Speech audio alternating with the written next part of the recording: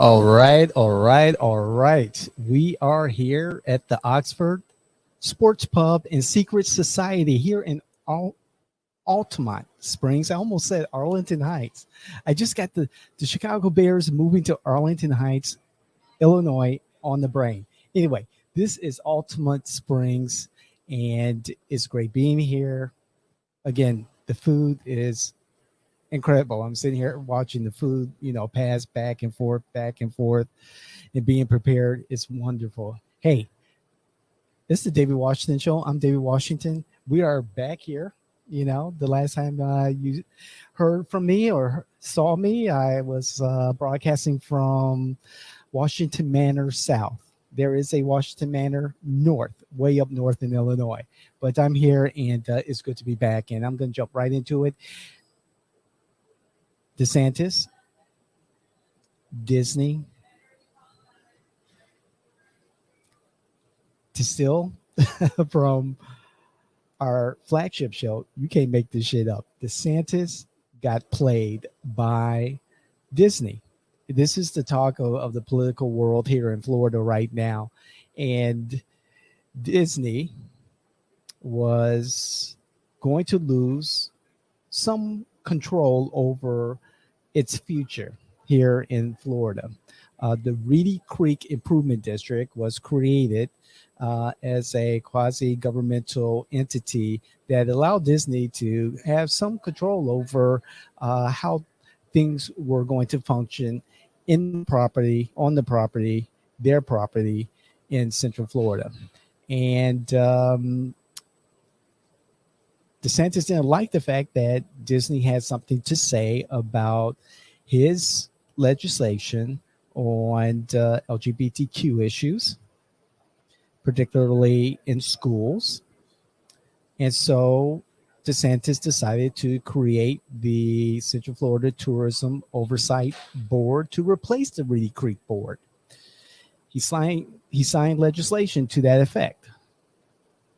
Well, it was recently reported that before he signed that legislation, members of the Reedy Creek Improvement District met and pretty much handed over all responsibilities that they had for this special taxing district to Disney.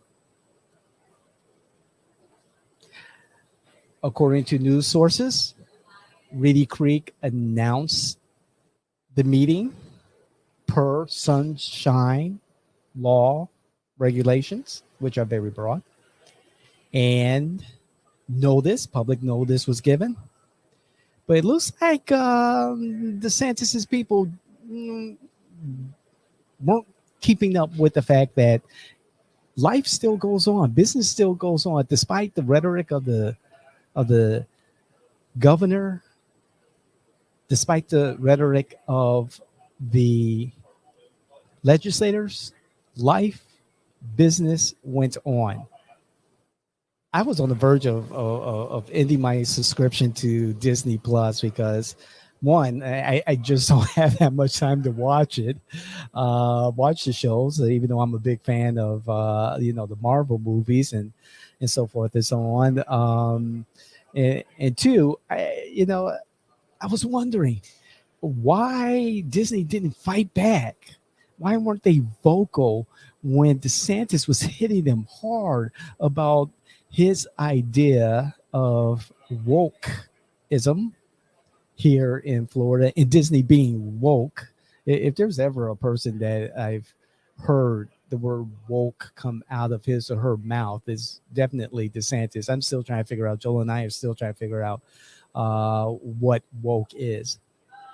But Disney was going about their business, and hats off to Disney. I will keep my Disney Plus subscription. As a matter of fact, I will go home this evening, chill out, put away the laptop, put away the phone, and probably watch Wakanda Forever, Black Panther 2, or something else.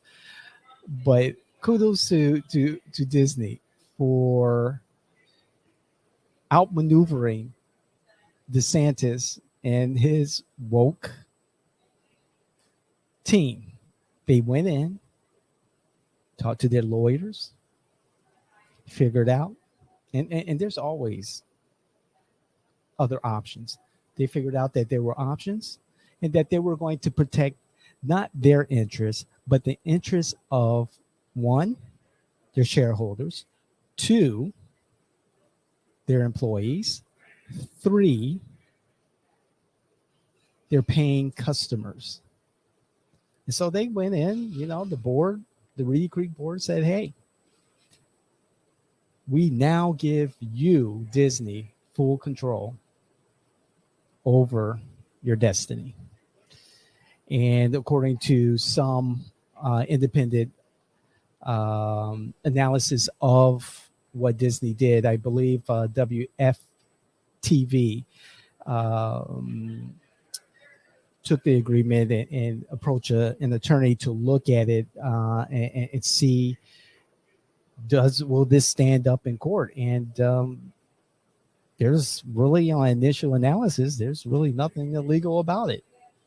So again, here are the conservatives threatening, a lawsuit, threatening court action, that judicial activism that they're so proud of saying that the liberals are using all the time. They're going to file lawsuits upon lawsuits upon lawsuits and run it through the courts. It'll make its way through the federal court system, probably to the Supreme Court. However, this is on the surface legal. And again, kudos to our friends at Disney. Bravo. Well played. On another matter, before I close this show out, 24%. Think of that number as I talk. 24%. And I'll get back to it. House Bill 543 here in Florida is likely going to pass. What is House Bill 543? It is a bill that will allow constitutional carry here in Florida. That means permitless constitutional carry. And again, I've said it before. I'm all for it. Hey, bring on the Wild Wild West. I'm all for it. And in this bill, it will allow, and it's called the Public Safety Bill. And it will allow people to carry a firearm without the need for fingerprinting, the need for fire safety training, and the $97 fee for first-time concealed carry applicants is waived. Not bad. But also, I love this part. I love this part. Also, it will allow gun-sniffing dogs at certain K-12 schools. It will allow at private schools certain staff to carry firearms.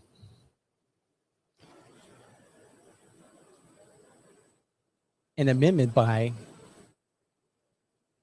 Lauren Book, the Senate Democrat leader, to provide a tax exempt for the sale of a firearm safe or lockbox or a trigger lock was defeated.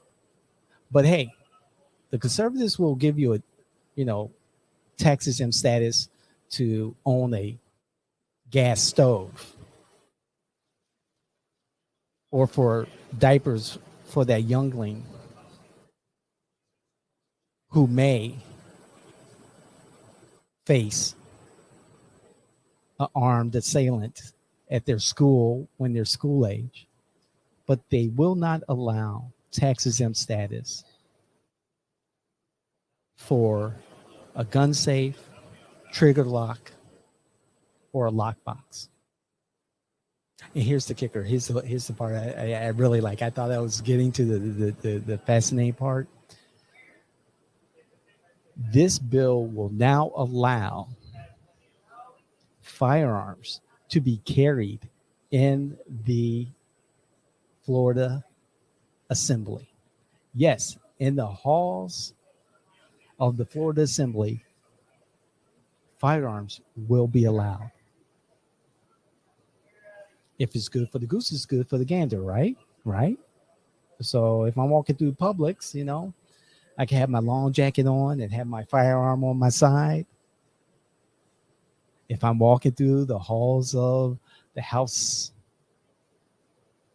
or the State Senate,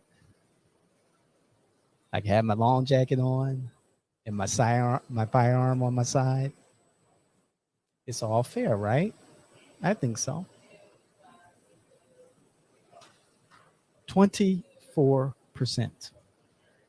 I want to get back to that number. In a John Hopkins study, after laws like these are enacted, firearm assaults go up 24%. According to a John Hopkins study, 24% increase in gun assaults. And before I close out, here's one more number. A vast majority, 62% of Republicans here in Florida are against this type of legislation. But don't worry. The Federation of Sheriffs Association, whatever, they're on board with this. They got you covered. So this is DeSantis. It's a whole new Florida. Voting matters. Voter registration matters. Elections matters. Democrats, you have a lot of work ahead of you. This is the David Washington Show. I'm David Washington. We'll see you the next time.